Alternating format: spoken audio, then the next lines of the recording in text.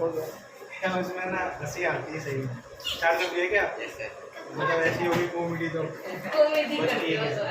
तो आज हमें 9 क्लास कौन सा चैप्टर पढ़ना है? चैप्टर 4। क्या नाम है? अब आप बोलोगे तो मैं कहाँ से बोलूँगा, मुझे ही बोले तो। Linear equation in 2 variable. तो सबसे पहले जानते हैं लीनियर क्या होता है। लीनियर क्या होता है? जिसकी डिग्री कितनी होती है? 1 होती है, ठीक है। और वेरिएबल क्या होता है? सच वेरी करता है, तो वेरी करता रहता है, ठीक है। वेरी क्या हो सकता है? कुछ भी हो सकता है। जैसे आपकी खोपड़ी, दिमाग कुछ भी सोच रहती है, अच्छा बुरा, ज़्यादा बुरा सोचने वाले हो, है ना। तो पता है कौन बुरा सोचता है। जैसे वो शादी के बारे में सोचता है, बर्बाद हो जाएगा। वेरिएबल क्या होता है? तो चेंजेबल हो, वेरिंग हो, है ना। This is not a fixed value. तो चेंजेबल हो। कांस्टेंट क्या होता है? Fixed Sir, value कौन of सा fixed fixed value. और फिक्स्ड भी नहीं होना चाहिए वैसे तो। कभी कभार चेंज जो स्थिर रहता है उसका अस्तित्व मिट जाता है, पता है आप लोगों को। तो यहाँ पे क्या लिखा है? 2 वेरिएबल। तो 1 वेरिएबल क्या होगा? 1 वेरिएबल मतलब जहाँ पे सिर्फ x यूज किया जाए या y यूज किया जाए या A, B, C, D, F, G. 2 variable मतलब X plus Y. जहाँ पे हम दोनों यूज कर सकें, x प्लस वाई यूज कर लें। माइनस में भी हो सकता है, ये मल्टीप्लाई में भी हो सकता है और डिवाइड में भी हो सकता है, ठीक है। लेकिन हमारी इक्वेशन का नाम क्या है? Linear equation in 2 variable. तो लीनियर का डिग्री 1 होनी चाहिए, ठीक है, और 2 वेरिएबल होने चाहिए। तो अगर हम इसको ऐसे लिखते हैं x इंटू वाई, अगर कोई भी 2 वेरिएबल मल्टीप्लाई में है तो इसको लीनियर इसलिए नहीं बोलेंगे क्योंकि देखो देखने में तो यहाँ पे लग रहा है इसकी पावर 1 है, इसकी पावर भी क्या है? 1 है, लेकिन ओवरऑल इसकी मल्टीप्लाई की पावर कितनी हो रही है? 2 हो रही है, तो इसकी डिग्री 2 नहीं है। तो मल्टीप्लाई में हम लीनियर वेरिएबल को नहीं लिख सकते, ठीक है। अगर हमें लीनियर चाहिए तो हम क्या करेंगे? इसको ऐसे लिखेंगे ax plus by plus c plus 0। Clear है? और इसके बाद इसी को आप पढ़ोगे 10th क्लास में, उसका नाम होगा pair of linear equation in 2 variable.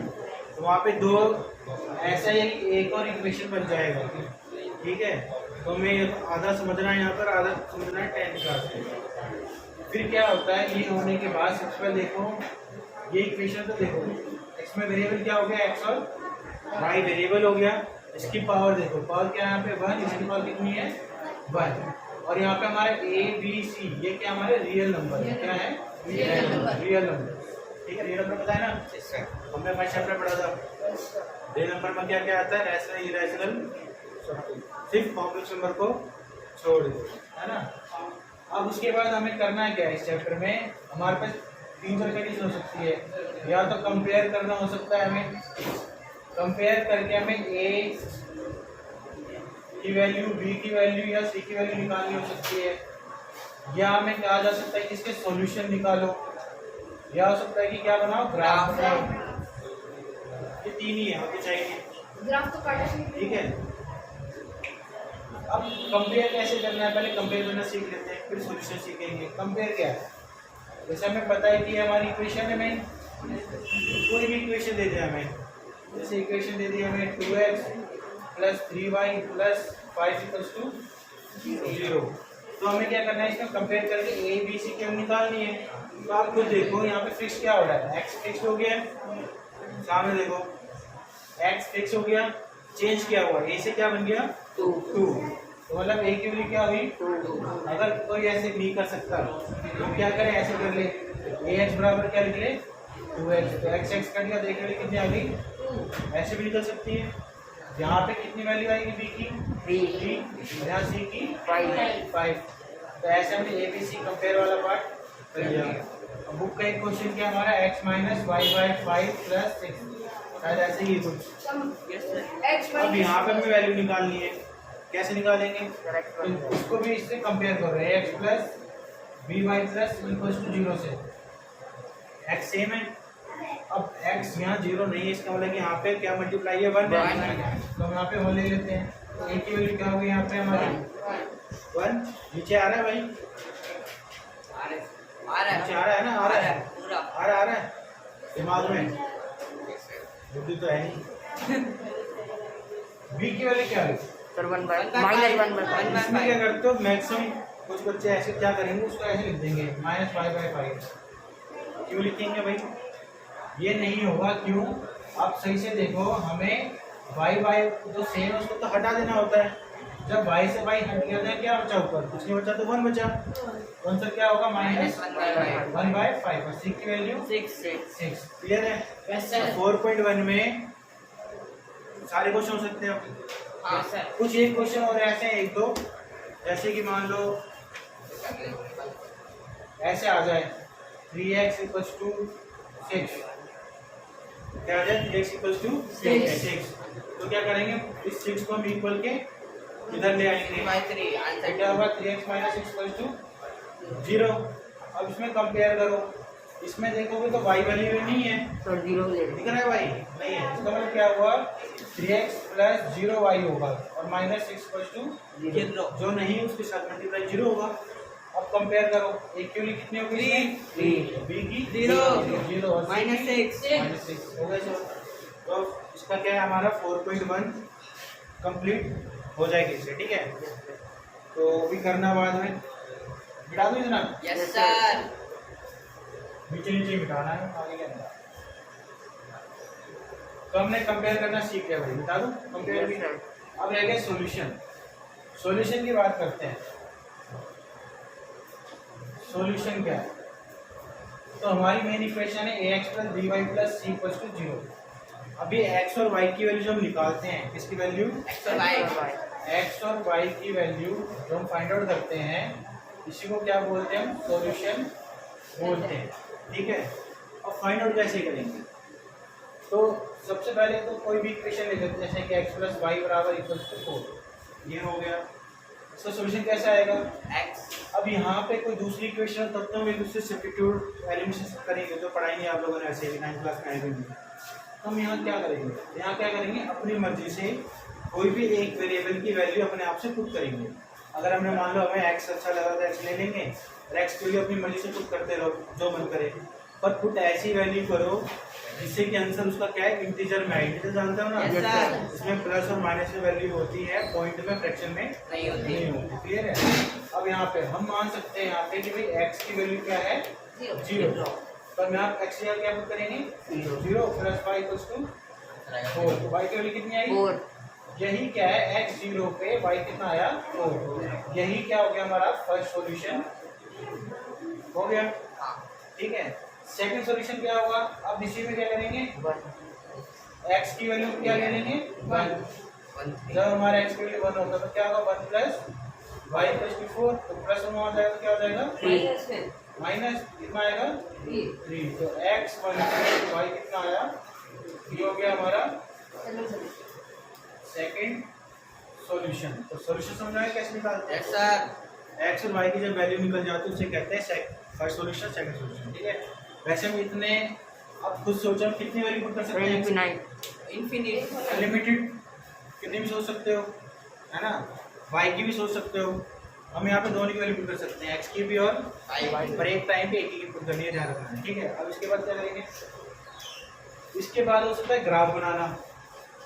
4.2 में क्या है हमारा? यही क्वेश्चन है, सिर्फ सॉल्यूशन निकालना, ठीक है?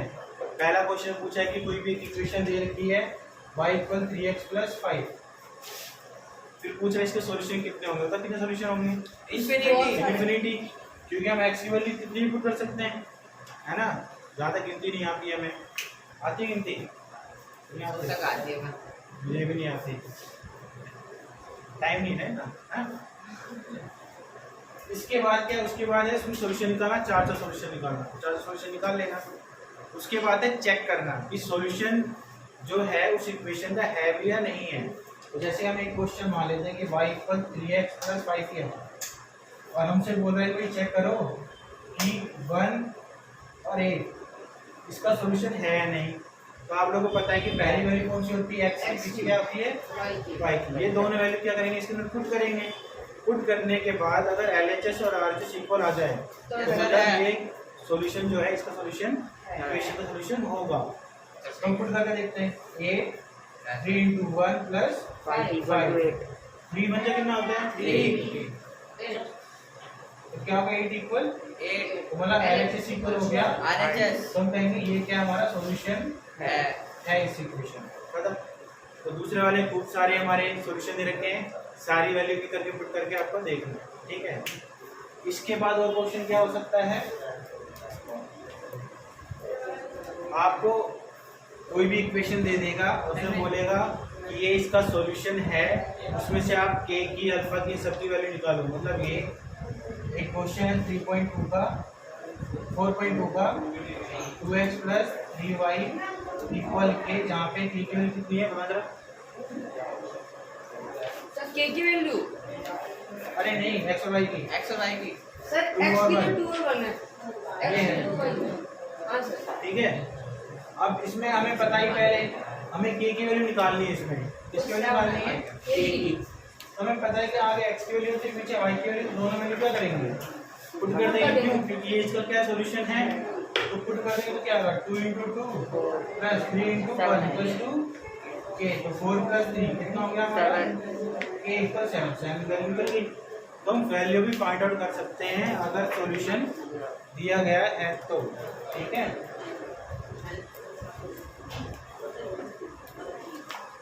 ऐसे भी लिख ये हमने 4.2 कर लिया। 4.3 में क्या है, ग्राफ बनाना है। क्या बनाना है, ग्राफ। अब ग्राफ कैसे बनाएं, ग्राफ बनाने के लिए सिर्फ हम दो सॉल्यूशन से ग्राफ बना सकते हैं। जैसे कि हमने एक इक्वेशन लिखी रखी है कि x प्लस वाई इक्वल 4 है, इसके दो सॉल्यूशन निकाले हैं। x 0 पे कितना है 4, 1 पे कितना है 3। इसका ग्राफ बन सकता है आसानी से। सर कैसे हमें बनेगा, सर यहाँ पे पता है 0 लेते हैं, फिर 1 2 3 4 x, ये y डैश 1 सॉरी y 1 2 3 4, यहाँ -1 -1 -3 ये y डैश हो गया -1 -2 -3 -4 x डैश। अब पहले क्या है x 0 पे 5, तो हम इसको ऐसे भी लिख सकते हैं 0,4, इसको ऐसे लिख सकते हैं 1,3। तो आगे x की वैल्यू पीछे। तो थर्ड चैप्टर में कोऑर्डिनेट ज्योमेट्री में पढ़ाते हैं, जब x की वैल्यू होती है तो उसके लिए वर्टिकल लाइन ड्रॉ करनी होती है और y के लिए हॉरिजॉन्टल। तो x 0 कहाँ है, ये रहा x 0, और y वर्टिकल कहाँ है, ये रहा। तो अगर इस लाइन को ऊपर की तरफ बढ़ाएं और y वाले को ऐसे हॉरिजॉन्टल बढ़ाएं तो कहाँ कट करेगा, ये इसी पे, है ना। फिर उसके बाद क्या x की वैल्यू 1 और कितनी है 8। अब इसमें क्या है कि कुछ लोग हो सकता है इसको सीधा जोड़ दें, x की वैल्यू 1, ये 3 को ऐसे जोड़ते हैं, ऐसे नहीं जोड़ते। क्या करते हैं, x की वैल्यू जो है 1, उसके क्या करेंगे वर्टिकल लाइन ड्रॉ करेंगे और y की लाइन को कैसे ड्रॉ करेंगे हॉरिजॉन्टल। यहाँ मिला दोनों पॉइंट, जहाँ कट करें वो पॉइंट हो गया हमारा, दोनों को क्या कर दोगे ज्वाइन कर दो, ठीक है। इस लाइन की इक्वेशन होगी x plus y equals to. और अब आप देखो इससे लाइन कौन ड्रॉ हुई, एक स्ट्रेट लाइन। इसका मतलब हुआ कि इससे जो ग्राफ बनता है वो क्या बनता है हमारा, स्ट्रेट लाइन बनता है। स्ट्रेट लाइन पे जितने भी क्लियर क्लियर। सर 3 सॉल्यूशन वाला सिखा दो। 3 सॉल्यूशन वाला मतलब सर स्कूल में हर कोई बोल रहे थे ना, मतलब मैंने दो हाँ वही बनाया। मैं बता रहा था कि स्कूल वाले तो है ही, मार्क्स उनको तो बस कैसे भी चाहिए काम बेवजह का। मैंने ये कहा कि आप एक सॉल्यूशन से तो आप ग्राफ बना नहीं सकते, आपको चाहिए हमेशा 2 सॉल्यूशन। अब 2 के ऊपर कितने सॉल्यूशन निकाल लो, उससे बन जाएगा। अब कह रहे हो 3 बनाओ, 3 बनाने में क्या है, 2 निकले हुए हैं, हाँ यहाँ 3 ले लो। जब माना कि वह x इक्वल कितना है 2, तो बताओ y कितना आता है उसमें 2, तो फिर x इक्वल 2 और y इक्वल, तो 2 और 2 हो गया। इसी में 2 और 2 ड्रॉ कर लो, ये रहा 2 ये रहा 2, इसी लाइन पे आ गया। मतलब इतनी जरूरत नहीं है। जो थोड़ी होती है उसकी, वो टीचर का टाइम पास करवाना है। मार्क्स काट दिए मैंने। मैं गवर्नमेंट टीचर की बुराई थोड़ी करूँगा, टीवी में हो ना, कुछ नहीं कहना। नंबर देने में एक्सपर्ट है ना।